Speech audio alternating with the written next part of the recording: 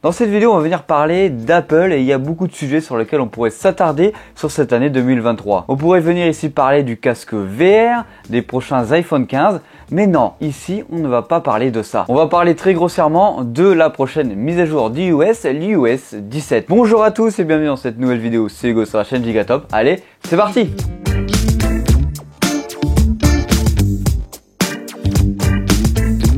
Bien sûr, avant d'aller plus loin, n'hésite pas à s'abonner, à liker pour plus d'informations sur le sujet dans le futur. Et je t'invite à aller voir une vidéo que j'avais faite juste ici sur les iPhone 15. Il y a déjà fort lointain. Alors de base, iOS 17 était pressenti pour être une mise à jour dite d'amélioration des bugs d'iOS 16. Mais il y a un journaliste qui est arrivé en grande pompe en disant: lorsqu'Apple a commencé le développement du iOS 17, l'idée initiale était d'en faire une version de mise au point, davantage axée sur la correction des bugs et l'amélioration des performances que sur l'ajout de nouvelles fonctionnalités. Mais plus tard, dans le processus de développement, la stratégie a donc changé. La version 17 d'iOS devrait désormais présenter plusieurs fonctionnalités agréables à voir, même s'il manque une amélioration majeure comme l'écran de verrouillage remanié de l'année dernière. Donc, dans le principe, il annonce que les nouveautés seraient les nouveautés que les utilisateurs attendent. Et du coup, j'ai une petite question pour toi que je t'invite à répondre en commentaire. Pour toi, quelles sont les nouveautés que tu attends sur iOS 17 ou dans les prochaines mises à jour futures sur ton téléphone Apple? Du coup, c'est quoi les nouveautés pressenties actuellement dans les rumeurs pour iOS 17? On serait sur la compatibilité avec le casque AR VR d'Apple qui devrait cette fois-ci potentiellement, on dit bien potentiellement, sortir cette année, parce qu'il y a toujours des couacs sur cette invention d'Apple. Vous allez me dire pourquoi on est toujours sur des couacs là-dessus? C'est parce qu'on a toujours une présentation au haut gradé d'Apple de l'outil, mais celui-ci ne trouve pas que le casque est assez abouti, du coup c'est à chaque fois repoussé de plus en plus. Autre grosse nouveauté, qui est ma foi assez étonnante mais du coup obligatoire, la possibilité d'installer des applications autres que depuis l'App Store. Donc là, tu es en train de te dire, je peux venir télécharger des applications d'Android, des applications Internet.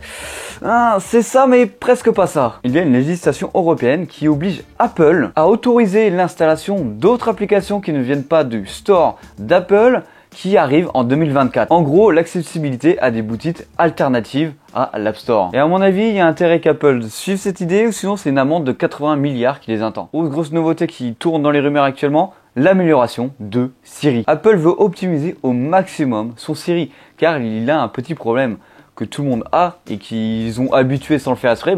À chaque fois que tu parles à Siri, tu dis Siri. Et pour optimiser au mieux cette expérience, Apple cherche à enlever le Siri pour tout simplement dire Siri, voilà. Autre intégration dans Siri, la capacité de répondre par exemple aux appels téléphoniques, l'intégration potentielle de l'intelligence artificielle, en gros un chat GPT chez Apple. Il y a bien sûr d'autres nouveautés qui devraient arriver mais beaucoup moins majeures et qui concernent beaucoup moins de personnes. Par exemple l'amélioration de CarPlay à bon nombre d'écrans de voitures et une accessibilité beaucoup plus simple. Et du coup, c'est quoi les appareils qui seront potentiellement disponibles? Et oui, ça fait beaucoup de potentiellement parce qu'on n'a pas de dire direct d'Apple sur le sujet.